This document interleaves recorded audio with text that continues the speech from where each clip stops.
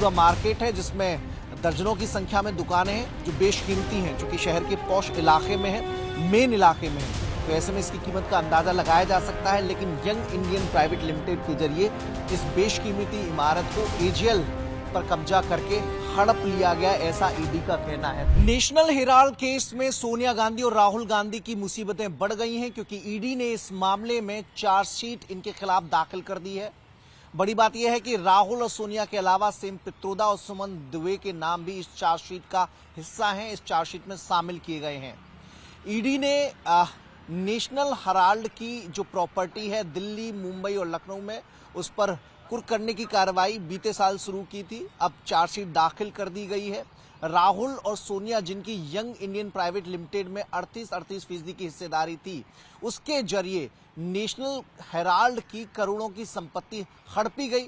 50 लाख देकर लगभग 2000 करोड़ की संपत्ति को सोनिया और राहुल ने हड़पा, ऐसा आरोप ईडी की ओर से लगाया गया है। लखनऊ में केसरबाग इलाके में, जो कि शहर का पुराना हिस्सा है, अमीनाबाद में इससे बिल्कुल सटा हुआ इलाका है, वहां पर बेशकीमती ये देखिए पूरी इमारत है जो कि नेशनल हेराल्ड की थी।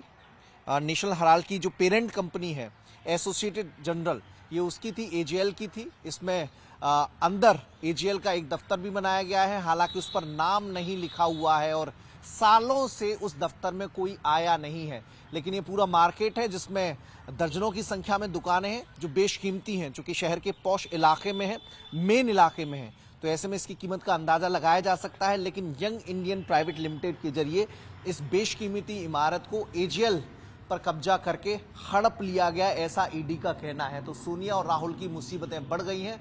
साथ ही लखनऊ में एजीएल की ये जो इमारत, एजीएल वो कंपनी जो नेशनल हेराल्ड अखबार को चलाया करती थी और नेशनल हेराल्ड का एक दफ्तर यहां पर भी हुआ करता था।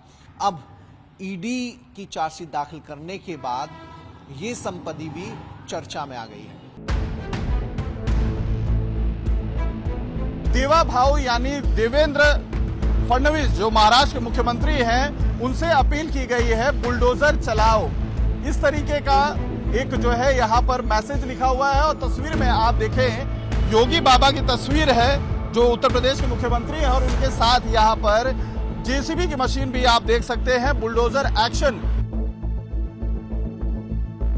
नेशनल हेराल्ड मनी लॉन्ड्रिंग मामले में जिस तरीके से ईडी ने अपने चार्जशीट में खुलासा किया है कि एजीएल के 2000 करोड़ रुपए के इस पूरी प्रॉपर्टी को यंग इंडिया लिमिटेड की एक कंपनी जिसके ओनर राहुल गांधी और सोनिया गांधी, उनके जरिए 50 लाख में महज खरीद लिया गया, टेक ओवर कर लिया गया और एक बड़ा मनी लॉन्ड्रिंग किया गया है। उसमें कई सारी प्रॉपर्टीज को अटैच भी किया है ईडी ने, और उसके खिलाफ अब मुंबई के बांद्रा इलाके में एक पोस्टर लगा है। उस पोस्टर की तस्वीर हम आपको दिखा रहे हैं, जिसमें साफ तौर पर एजीएल हाउस, नेशनल हेराल्ड, देवा भाऊ यानी देवेंद्र फडणवीस जो महाराष्ट्र के मुख्यमंत्री हैं, उनसे अपील की गई है बुलडोजर चलाओ, इस तरीके का एक जो है यहाँ पर मैसेज लिखा हुआ है। और तस्वीर में आप देखें योगी बाबा की तस्वीर है जो उत्तर प्रदेश के मुख्यमंत्री हैं, और उनके साथ यहाँ पर जेसीबी की मशीन भी आप देख सकते हैं। बुलडोजर एक्शन का भी एक फोटो यहाँ पर लगाया है कि वो एक बहुमंजिला इमारत है, उसे किस तरीके से बुलडोजर के जरिए ढहाया जा रहा है। और ये पोस्टर जो लगा है वो भी काफी ज्यादा दिलचस्प है, क्योंकि 3 प्राइम लोकेशंस पर जो प्रॉपर्टीज एजीएल के अटैच की गई है, उनमें से इसके ठीक सामने आप जो ये बिल्डिंग देख रहे हैं, ये वो एजीएल की यानी नेशनल हेराल्ड की प्रॉपर्टी है, जिसे बुलडोज करने की मांग की गई है इस पोस्टर के जरिए। और जिस प्रॉपर्टी को ईडी ने अटैच भी किया है, अपनी लिस्ट में अटैच किया है जिन प्रॉपर्टीज को, उसमें से ये प्रॉपर्टी भी एक है और इसे बेहद अहम माना जा रहा है। आप देखिए इस पर लिखा भी है एजीएल हाउस।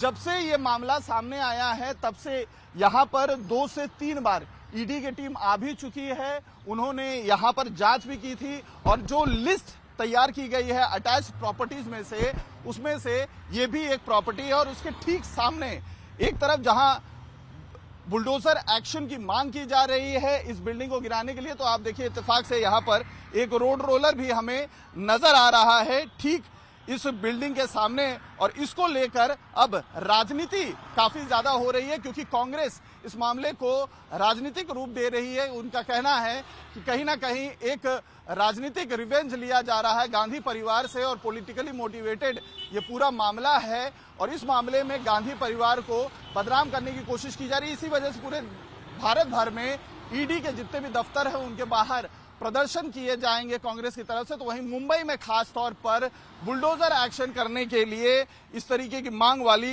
जो बड़े बड़े पोस्टर्स हैं वो मुंबई के अलग अलग हिस्सों में लगाए गए हैं, चाहे जोगेश्वरी हो, अंधेरी हो, बांद्रा हो या वेस्टर्न एक्सप्रेस हाईवे के आसपास के जो क्षेत्र हैं वहां पर इस तरीके के बुलडोजर एक्शन एजीएल ऑफिस जो यहां बांद्रा में स्थित है उसके ऊपर कार्रवाई करने की मांग को लेकर पोस्टर बैनर लगाए गए हैं। नेशनल हेराल्ड केस में आज प्रवर्तन निदेशालय यानी ईडी के द्वारा जो श्रीमती सोनिया गांधी जी और श्री राहुल गांधी जी का नाम चार्जशीट में आया है, ये प्योरली एक टेक्निकल मामला है।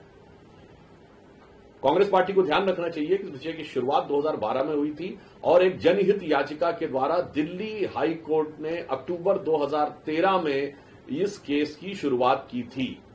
यानी यह मामला दर्ज तब हुआ था जब मोदी जी की सरकार आई भी नहीं थी। अतः कांग्रेस पार्टी का इस पर राजनीति करने का आधार नहीं बनता है। टेक्निकली देखें तो यह भारत के इतिहास का एक विचित्र मामला है जिसमें कोई एक ऐसी कंपनी 90 करोड़ की देनदारी में बिक गई जिसके पास हजारों करोड़ की संपत्ति थी, जो किसी के द्वारा समझ में आने वाली बात नहीं है। तीसरी बात यह थी कि कांग्रेस पार्टी के द्वारा इसमें 76% शेयर सिर्फ राहुल जी और सोनिया जी के पास है। मतलब राजनीतिक दृष्टि से बहुत साफ दिखाई पड़ता है कि 2/3 से अधिक सिर्फ आपके पास रहेगा और बाकी किसी के पास नहीं।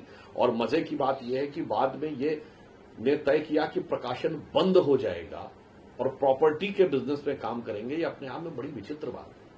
तो कांग्रेस पार्टी से एक सवाल पूछना चाहता हूं। आप कहते हैं कि पंडित नेहरू के द्वारा स्थापित थी, स्वतंत्रता संग्राम सेनानियों के द्वारा एजेएल एसोसिएटेड जनरल लिमिटेड स्थापित की गई थी। तमाम तो लोगों ने आपत्ति दर्ज की थी कि शेयर धारकों के पास शेयर थे उस जमाने के और उनसे पूछे बगैर यह दे दिया गया। तो यह गंभीर तकनीकी प्रश्न था। जहां तक मुझे ध्यान है तो शायद ये शांति भूषण जी ने भी इस विषय के ऊपर कहा था कि उनके पास भी कोई शेयर थे। खैर वो विषय अलग। मैं एक नैतिक प्रश्न पूछना चाहता हूं। कांग्रेस के लगातार 5-6 दशक तक सत्ता में रहने के बावजूद कांग्रेस के अनुसार स्वतंत्रता संग्राम सेनानियों को समर्पित पंडित जवाहरलाल नेहरू जी के द्वारा स्थापित ये तीनों अखबार इस कदर घाटे में कैसे चले गए कि वो बंद हो गए। कांग्रेस सरकारों ने उन्हें कोई सपोर्ट नहीं किया। बाकी तो छोड़िए, क्या कांग्रेस कार्यकर्ताओं ने भी सपोर्ट नहीं किया? अगर केवल कांग्रेस के 10% कार्यकर्ता भी नवजीवन, नेशनल हेराल्ड और कौमी आवाज खरीदते रहते तो उनके बंद होने की नौबत नहीं आ सकती थी और 90 करोड़ का घाटा तो 10 साल के अंदर चुटकी बजाते हुए पूरा हो जाता।